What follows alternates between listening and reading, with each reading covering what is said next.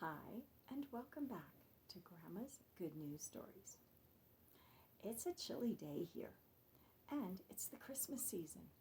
Perfect time to read this book. It's called Mortimer's Christmas Manger. And do you see that cute little mouse? He's the star. Well, kind of the star of the story. It's written by Karma Wilson and illustrated by Jane Chapman. It's one of my favorites. I'm sure you're going to enjoy it. Let's get started.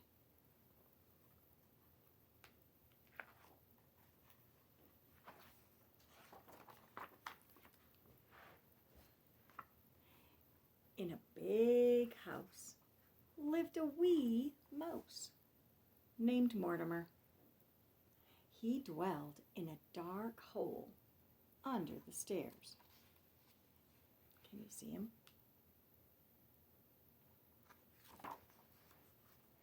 Nobody ever noticed Mortimer, and Mortimer liked it that way. But he didn't like his hole. Too cold, too cramped, too creepy, squeaked Mortimer. Each day he snuck out and crept about looking for crumbs and tidbits. One day, Mortimer spied something new, and what he spied was wonderful. He saw a huge tree covered with twinkling lights. Nestled on top was a bright shining star, but something even better than the tree itself sat next to it on the table. Use your good eyes. Mortimer sighed with delight. A house just my size. But the house was so high and Mortimer was so low. I'll climb up the tree, said Mortimer. It made a perfect ladder for a mouse. Up, up, up, Mortimer climbed. Down, down, down. Ornaments crashed. Finally, he reached the table. Perfect, said Mortimer. Not cold, not cramped, not creepy. Cozy. What? Who are you? Mortimer had never seen people so small, almost as small as himself. He had never seen such strange animals either. Tap, tap, tap, Mortimer knocked, but no one answered. Tap, tap, tap. No one moved an inch. I see, said Mortimer.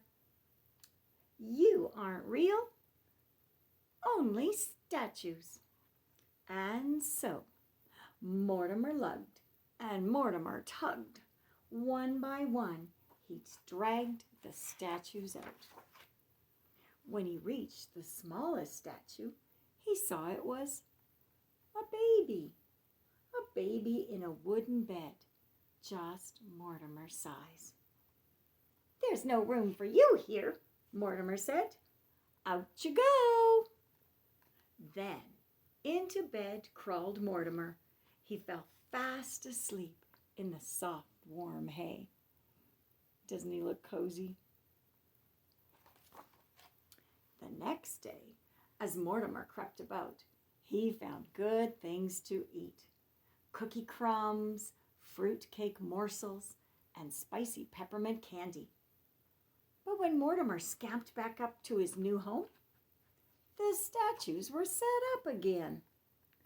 No, no, no, squeaked Mortimer. This won't do. There's no room for me.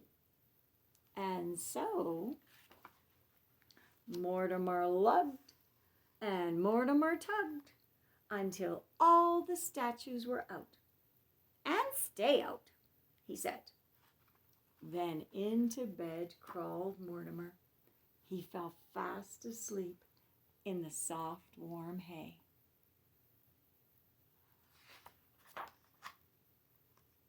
But each day, while Mortimer scurried about, the statues were set up again, and Mortimer always lugged and tugged them back out.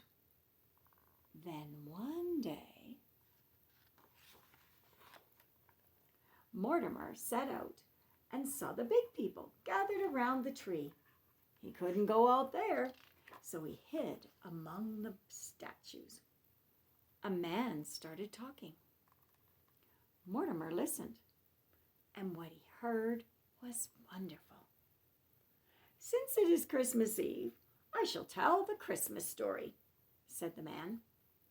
"A long time ago, in a little town called Bethlehem," Mortimer heard all about people named Joseph and Mary and a bright shining star. He heard about shepherds watching their flocks by night and traveling wise men. The man continued, "And there was no room for them in the inn." Then Mortimer heard about a baby who was born in a stable and had no bed, but slept in a wooden manger, a baby born to save the world. "And his name shall be called Jesus," said the man. Mortimer looked at the bright shining star on the tree. He looked at his new home and his new bed. He looked at the statues. Last of all, he looked at the baby. "I see," said Mortimer. "You aren't just any statue. You are a statue of Jesus." Mortimer sniffed. Mortimer snuffled. A tear rolled down his furry cheek. "There was no room for you in the inn. But I know where there is room," he said. And so Mortimer lugged and Mortimer tugged. Soon he dragged all the statues back to where they belonged. Last of all, he laid the baby in the manger. "This belongs to you," he said. Mortimer sniffled. And then he smiled. "You look warm and cozy now." He does, doesn't he? There was no place for Mortimer to go except back to the cold, cramped, creepy hole. As Mortimer scuttled down the tree, he said a prayer. "Jesus, you were born to save the world. Perhaps you could also bring me a home?" And then Mortimer spied something new. And what he spied was wonderful. Mortimer sighed with delight. A house just my size. There were no statues in sight. Can you see it? And so Mortimer moved right in. "Thank you, Jesus," said Mortimer. "You've made room for me too." There he is, peeking out of his new home. Jesus knew what just the right home would be, wouldn't it? He even cares about a little mouse. How much more does he care for us? What a great story. Thanks for listening. I hope you enjoyed it. God bless you.